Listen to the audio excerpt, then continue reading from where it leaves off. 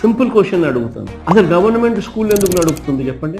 Bus కూడా, RTC బస్సులు కూడా ఎందుకు గవర్నమెంట్ నడుపుతుంది? ఆలోచన ఎప్పుడైనా చేసినారు? ఎందుకనంటే ఇవన్నీ గవర్నమెంట్ చేయకపోతే పేదవాడు, మధ్యతరగతి వాడు ప్రైవేట్ వాళ్లకు దోపిడీకి బలైపోతాడు. Just imagine a situation, government school లేకపోతే ప్రైవేట్ స్కూల్ ఛార్జ్ చేసే ఫీజులు. Just imagine a situation where government hospital లేకపోతే ప్రైవేట్ హాస్పిటల్స్ ఛార్జ్ చేసే రేట్లు తట్టుకోగలుగుతారా? గవర్నమెంట్ ఆర్టీసీ బస్సులు నడపకపోతే ప్రైవేట్ బస్సులు నడిస్తే అసలు సామాన్యుడు బస్సు ఎక్కాలంటే భయపడిపోయే పరిస్థితి రాదా? ఇవన్నీ గవర్నమెంట్ బాధ్యతలు.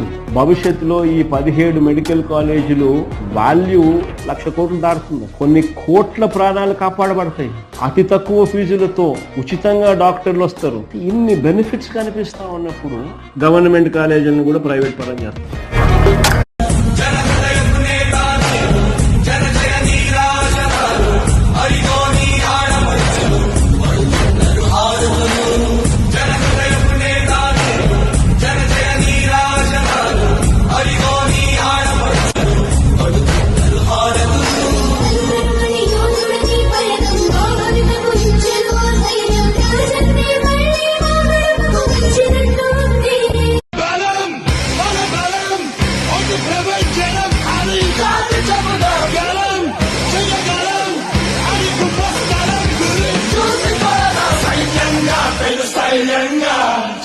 చీకటిని వెలిగిద్దాం ధైర్యంగా, ఘనకార్యంగా యువతరం శక్తి చూపిద్దాం. కలలకల సెట్టు కొత్త కథల సెట్టు కలేజ చూపాలి.